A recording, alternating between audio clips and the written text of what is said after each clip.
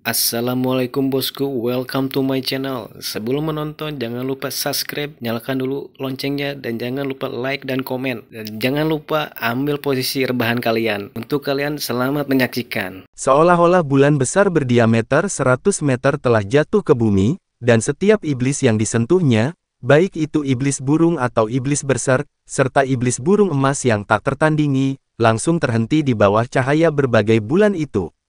Mereka hanya berubah menjadi patung ungu tepat di tempat mereka berdiri, sama sekali tidak bisa bergerak sama sekali. Satu-satunya yang terkecuali untuk efek ini adalah dua pasukan pemburu iblis, serta selusin penyihir yang masih hidup. Tentu saja, itu juga tidak mempengaruhi Leng Xiao.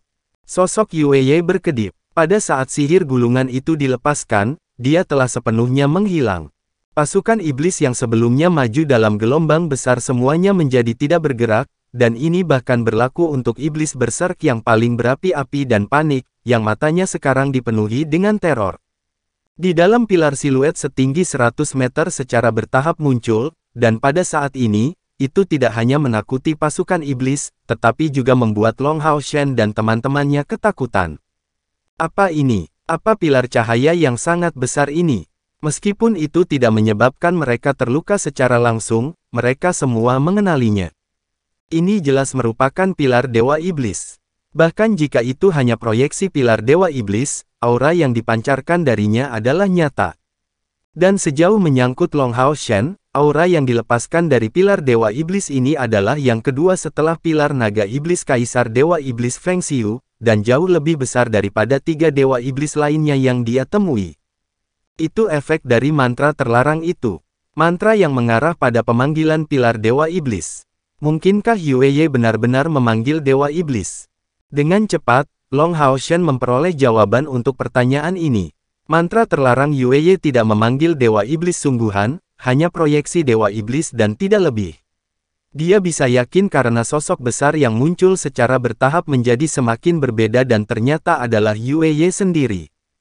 Yue Ye saat ini dengan tenang melayang di udara, tubuhnya yang besar sangat harmonis. Rambutnya sekarang berwarna perak glamor, dan dia mengenakan warna ungu penuh dengan riak yang tak terhitung jumlahnya menggerakkan rok panjangnya. Mengangkat tangannya, suaranya, penuh dengan kekuatan, tampaknya melampaui ruang dan waktu, karena mencemarkan kelompok pedagang Yue kita dengan cara yang begitu tercela, kamu akan menderita hukuman Yue. Bulan bundar turun dari langit dan melayang dekat dengan tanah, tepat di depan mata mereka. Seketika, itu menyebar seperti lautan ungu. Bulan ungu membesar dan seolah-olah memurnikan segalanya, cahayanya melelehkan semua mayat, baik itu manusia atau iblis, dengan kecepatan yang mencengangkan. Yang lebih mengejutkan, pasukan ribuan iblis yang gemetar di luar pengaruh bulan putih tidak menunjukkan niat untuk melarikan diri. Mereka hanya berdiri diam, seolah-olah mereka hanya menunggu pembaptisan cahaya bulan. Suara Luxi agak bergetar, matanya jelas dipenuhi ketakutan, ini. Bukankah ini Dewa Iblis Bulan, Agares? Dewa Iblis Bulan Agares adalah peringkat kedua dari 72 Dewa Iblis, kedua setelah Kaisar Dewa Iblis dan memegang peran sebagai ajudannya yang paling terpercaya. Statusnya di antara iblis setara dengan Perdana Menteri, dan dia adalah eksistensi mereka yang paling kuat selain Kaisar Dewa Iblis. Kemampuannya hampir sepenuhnya tergeletak di bidang sihir, dan dapat dikatakan bahwa dia adalah pengguna sihir kegelapan paling kuat di zaman sekarang. Tubuhnya tampak benar-benar seperti manusia, dan ciri khasnya yang paling khas adalah rambut abu-abunya, dengan ungu. Semua orang di kelompok Long Hao Shen merasa sangat terpesona. Dalam cahaya bulan yang bersinar, mereka dapat melihat bahwa pasukan iblis ganas yang jauh memudar dengan kecepatan tinggi. Singkirkan iblis-iblis ini. Suara dingin yang diam-diam ditransmisikan ke telinga 13 anggota pasukan pemburu iblis justru suara Yue Ye. Seperti yang dipikirkan kelompok Long Hao Shen, ruang lingkup efek sebenarnya dari mantra terlarang hanya mencakup jarak tertentu. Di luar jangkauan ini, mantra terlarang hanya memiliki efek membatasi. Dengan kedipan cahaya hitam, Keier adalah orang pertama yang terbangun dari keadaan syoknya, dan juga yang pertama bertindak. Dia segera fokus pada ancaman terbesar, iblis burung emas. Dibatasi oleh bulan ungu ini, iblis burung emas yang tangguh itu hanya bisa mengontraksi otot-ototnya, tidak mampu membela diri seolah-olah hanya menunggu untuk dibantai. Reaksi yang lain juga tidak lambat, dan pertarungan dilanjutkan sekali lagi dengan perbedaan tertentu. Kali ini adalah pembantaian sepihak yang diprakarsai oleh mereka. Pertahankan energi spiritualmu sejauh mungkin saat kamu membunuh musuh. Kali ini hanya tentang poin kontribusi. Long Hao Shen memerintahkan dengan suara rendah, cukup keras sehingga rekan-rekannya semua mendengarnya. Dia saat ini tidak dapat bergabung dengan pembantaian mereka. Dia hanya duduk bersila dan dalam keadaan meditasi di punggung Hao Yue. Tidak dapat disangkal bahwa kemampuan penyembuhan Luxi sangat kuat, tetapi meskipun demikian, dia tidak dapat mengimbangi konsumsi energi Long Hao Shen saat menggunakan kemampuan pengorbanan. Menurut perkiraan Long Hao Shen, bahkan dengan dukungan penuh dari seorang penyembuh dengan kemampuan penyembuhan terbaik seperti Luxi, dia masih membutuhkan 3 hari untuk pulih ke kondisi puncaknya setelah menyatu dengan Hao Yue dan menderita luka parah seperti itu. Secara kebetulan, mayoritas rekan-rekannya masih mempertahankan kekuatan. Namun demikian, rute mereka berikutnya akan lebih sulit sekarang. Diameter 100 meter adalah area yang luas, tetapi pada akhirnya, semua iblis dalam lingkup itu tercengang. Kedua regu pemburu iblis bertindak dalam koordinasi dengan penyihir yang tersisa, dan segera, semua iblis terbunuh. Saat masing-masing dan setiap iblis mati, cahaya ungu di tubuh mereka berangsur-angsur menghilang. Keyer secara alami membawa mayat iblis burung emas kembali dan melemparkannya ke Lin Xin. Setelah pembantaian yang memuaskan ini, 6 anggota pasukan pemburu iblis kelas 4 prajurit mengenakan ekspresi lembut yang belum pernah terjadi sebelumnya. Keturunan Dewa Iblis Bulan disertai dengan aura kekuatan yang tak tertandingi, tetapi yang aneh adalah bahwa itu tampak benar-benar sunyi. Bulan besar berwarna ungu itu ditarik dengan kecepatan tinggi, dan dalam beberapa saat, semua kemegahannya lenyap. Yang tersisa hanyalah lingkaran cahaya yang luas. Cahaya bulan telah menyebar ke diameter 1000 meter, dan dalam lingkup ini, tidak ada satu pun musuh yang hidup yang tersisa, baik itu di tanah atau di langit. Setelah mereka mengalami pemboman mantra terlarang ini, hanya sekitar 10.000 iblis yang tersisa dari 50.000 pasukan yang sangat besar ini. Dan menghadapi lingkaran ungu ini, mereka tidak dapat mengumpulkan keberanian sedikit pun untuk menyerang untuk saat ini. Xiao, kendarai keretanya. Penyihir, masuk, dan pejuang jarak dekat, ikuti. Sudah waktunya untuk keluar. Sosok Yue muncul sekali lagi di atap kereta. Wajahnya sangat pucat, dengan warna putih yang tidak sehat. Dia gemetar saat dia membungkuk ke depan, dan darah mengalir dari 7 lubang wajahnya yang putih bersalju. Terlepas dari betapa cantiknya dia, saat ini, dia hanya tampak tidak sedap dipandang dan sedih. Tetapi bahkan pada saat itu, dengan tubuhnya yang hampir runtuh, dia masih tetap berpikiran jernih saat dia membuat pengaturan yang diperlukan. Seperti dugaan Long Hao Shen, saat tepat setelah mantra terlarang selesai adalah kesempatan terbaik untuk keluar. Pasukan iblis yang hebat berada dalam keadaan yang menakutkan sehingga meskipun sejumlah besar barang harus ditinggalkan, ini adalah kesempatan terbaik mereka untuk melarikan diri. Long Hao Shen melirik rekan satu timnya dan mereka segera menaiki kereta tanpa ragu-ragu. Gerbong ini sangat luas, dan tidak akan kesulitan menampung 20 orang. Itu juga tidak ditarik oleh kuda biasa, tetapi yang tak tergoyahkan. Binatang ajaib semacam ini tidak memiliki kemampuan serangan, tetapi memiliki daya tahan yang sangat baik, dan cocok dengan semua jenis medan. Bahkan di padang pasir, mereka akan jauh lebih berguna daripada unta. Selain itu, tubuh mereka yang mengesankan membuat mereka setidaknya 1/3 meter lebih tinggi dari kuda-kuda halus biasa. Kereta Yue ditarik oleh 16 binatang ajaib yang tak tergoyahkan. Meskipun pertempuran sebelumnya cukup parah, Surai yang tak tergoyahkan dilindungi dengan luar biasa oleh para penyihir, yang merupakan perintah mutlak yang diberikan Yue kepada mereka. Binatang yang tak tergoyahkan adalah harapan utama mereka untuk keluar. Tidak ada yang bersaing, dan dari pasukan pemburu iblis, Luxi, Yi Jun, Bai Xiaomo, Lin Xin dan Chen Yinger memimpin untuk buru-buru masuk ke dalam gerbong. Dapat dikatakan bahwa, Jika bukan karena tampilan luar biasa dari dua pasukan pemburu iblis, 20 penyihir karavan tidak akan selamat dari serangan ini. Secara khusus, tampilan pengorbanan diri Long Hao Shen yang heroik menyebabkan para penyihir ini mengaguminya dengan tulus. Panggilan jarak dekat tidak naik, tetapi mengepung gerbong. Long Hao Shen berbicara kepada Li Xin di dekatnya, "Kak, ayo pergi ke depan dan bergegas keluar dari sana." Pejuang jarak dekat lainnya, naik. Pertahankan keretanya. Semua petarung jarak dekat yang saat ini menjadi bagian dari dua pasukan pemburu iblis segera mematuhi perintah Long Hao Shen. 6 mata Hao Iwei jelas lebih kusam dari biasanya. Sebelum memanggilnya, Long Hao Shen telah meminta Hao Iwei menyiapkan esensinya melalui koneksi mental mereka. Kalau tidak, bagaimana dia bisa menyerang dengan kekuatan ledakan yang begitu tangguh dalam sekejap dia dipanggil? Karena fakta bahwa dia menggunakan kemampuan langkah yang lebih tinggi dari miliknya, selain penggabungan sebelumnya dengan Long Hao Shen, dia secara alami kelelahan.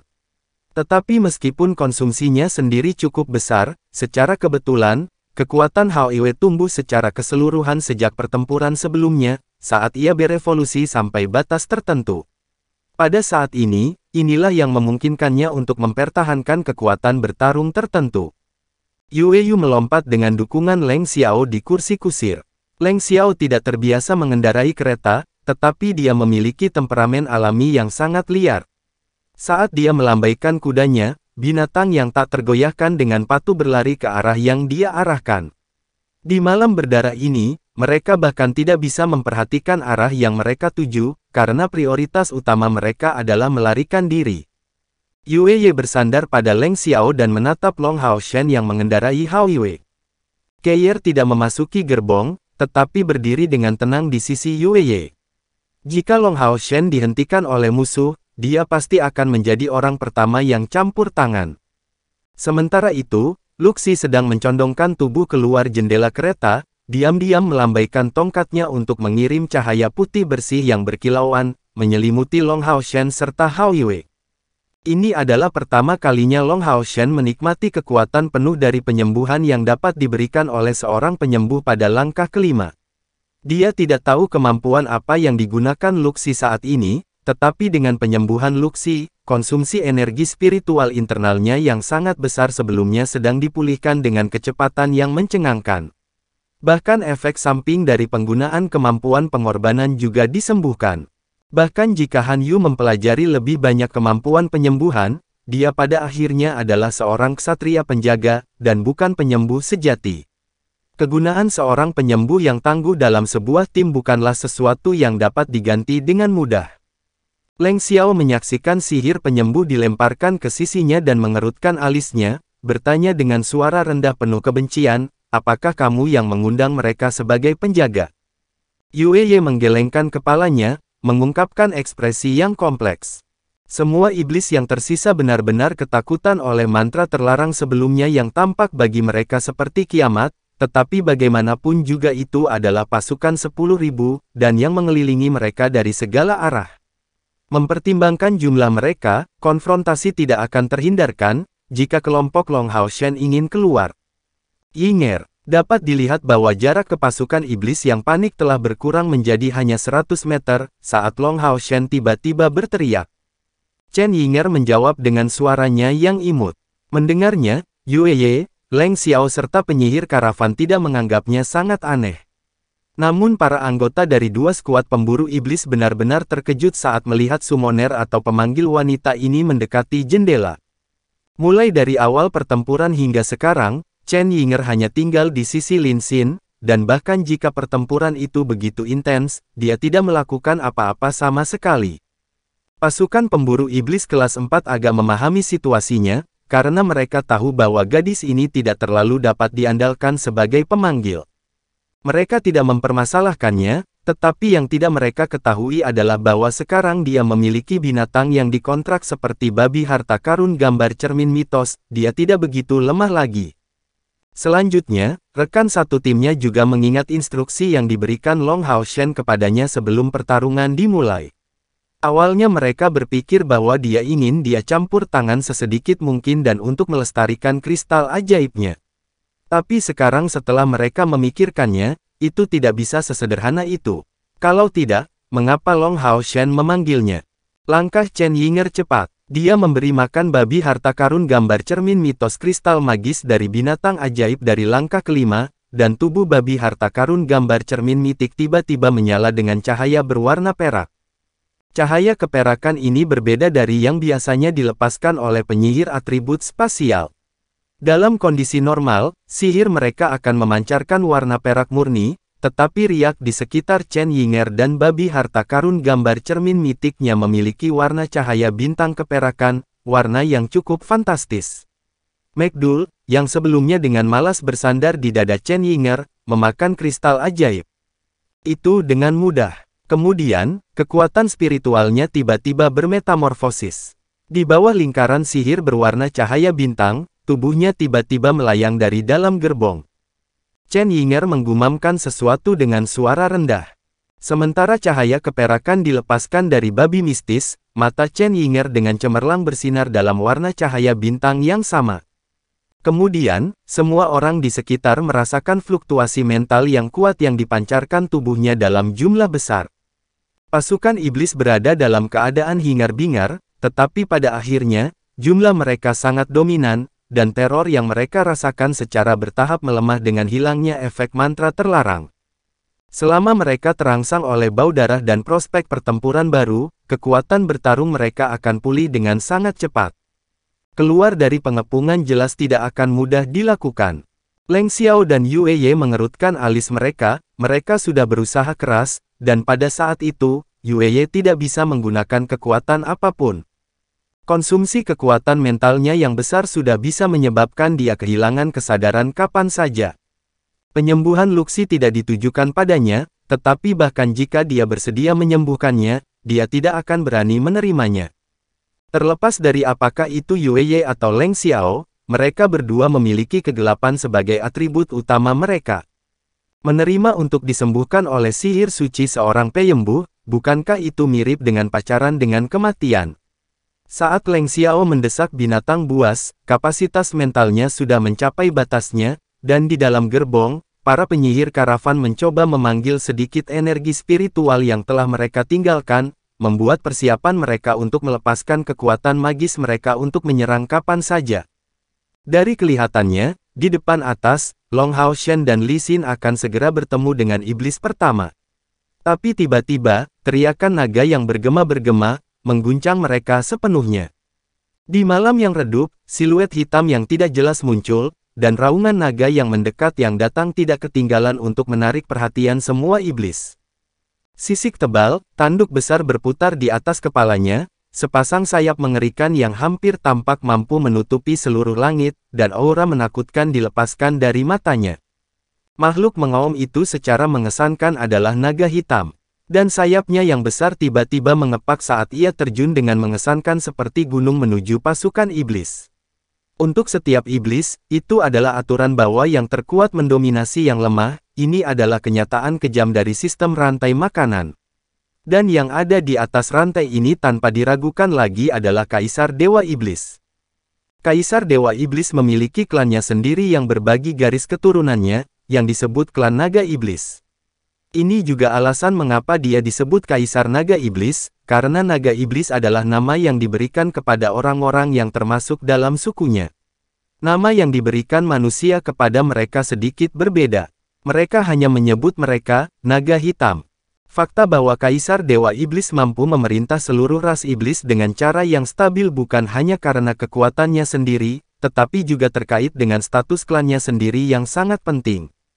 Naga iblis tidak banyak bahkan pada usia mereka yang berkembang, mereka tidak melebihi 2000.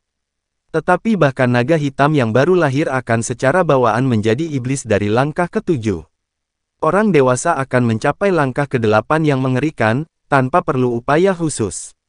Adapun yang akan mencapai langkah ke-9, mereka adalah bawahan langsung dari Kaisar Dewa Iblis Feng Xiu, yang disebut pasukan naga hitam. Yang disebut pasukan naga hitam.